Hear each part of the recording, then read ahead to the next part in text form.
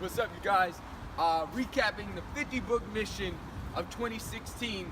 I wanted to give you guys my top 10 books from the year because everybody's been asking me about it. Well, not everybody, I think everybody, but a few people have been asking me about it.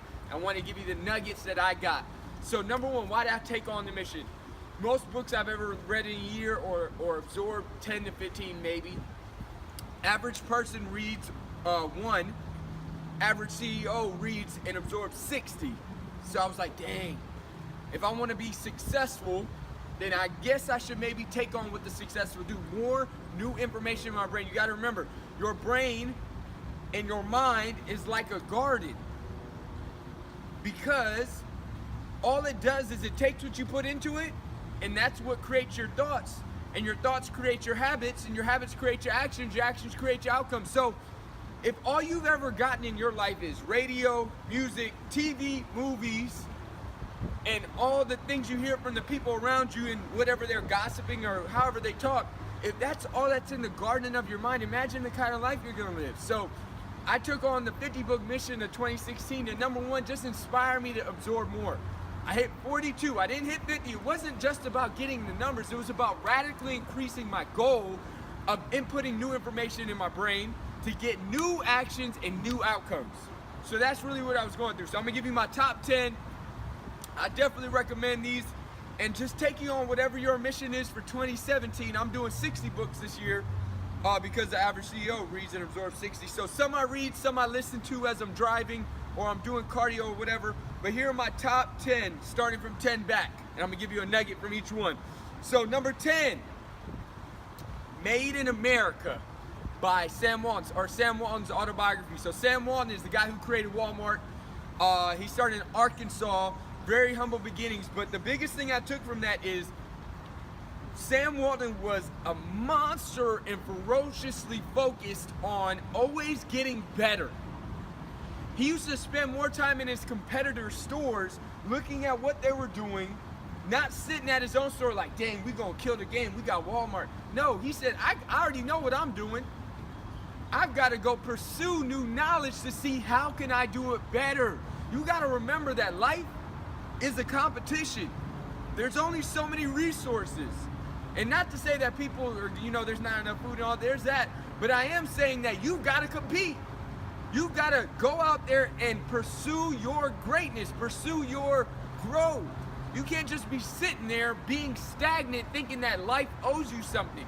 You have to get hungry and say, hey, how can I learn from this person? How can I learn from that book?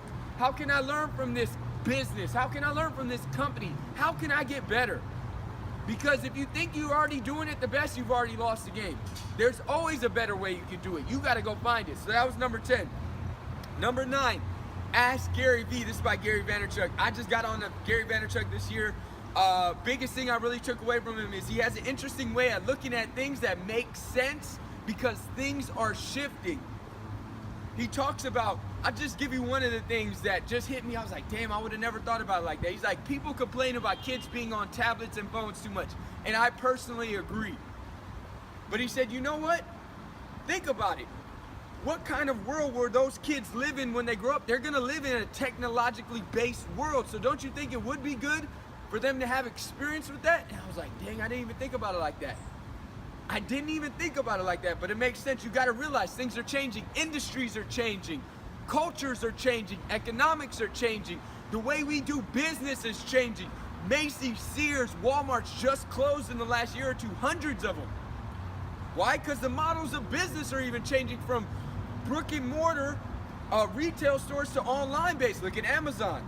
Look how we do in Herbalife, where we have distributors and members all over the world. There is no Herbalife store. You can't get it at the store. So he just put me on to thinking about things, always being open to it being different than you thought.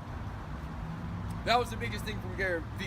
Always be open to being it different than you thought. Okay, so that was number 9. Number 8, Talent is Overrated by Geoff. Colvin. Got this from my boy Daniel Zamora for a birthday present. I love this one. Basically what it talked about, all the greats that you think about, Tiger Woods, football players that you think like a Joe Montana, people that you're like, man, they must have been born like that. Tiger Woods had a golf club in his hand at 18 months old. Why? Because his dad was a golf teacher. So what you mistake for being talented, naturally born with, is actually just a long time of practice. And what that means is that nothing is set in stone.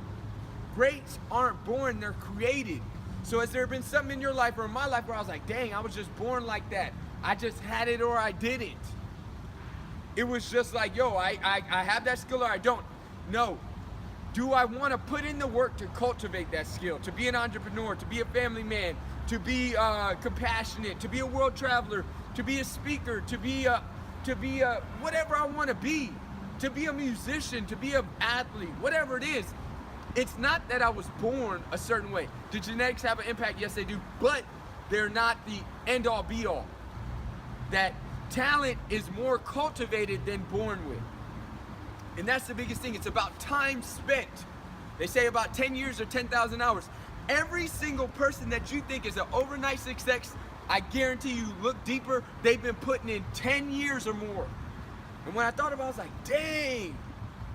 So anything I want to do, it doesn't mean everything, because you only have a finite amount of time in this lifetime, but it does mean that you can master some things that maybe you thought you couldn't master unless you were initially just great at them. And that for me gave me solace, because I'm like, okay, I have control over my effort. Now I just get to choose where I want to invest it in to become a master. Not thinking that I had to be just naturally talented at it to become a master. No. So that was number 8. Number 7, 67-step program by Tai Lopez. So I count this as a book. I just count it as a unit of knowledge absorbed. I count seminars the same way. 67-step by Tai Lopez. Biggest thing I took away from Tai is that always developing yourself pays off. So Tai Lopez is the guy on YouTube, but I got my Ferrari. 2 seconds after that, he says, yo, I got my books too. Tai went from sleeping on his parents' like mobile home couch to dude is a multimillionaire now. He reads a book a day. He's committed to personal development, and he talks about a lot of different things, and he looks at things very intelligently.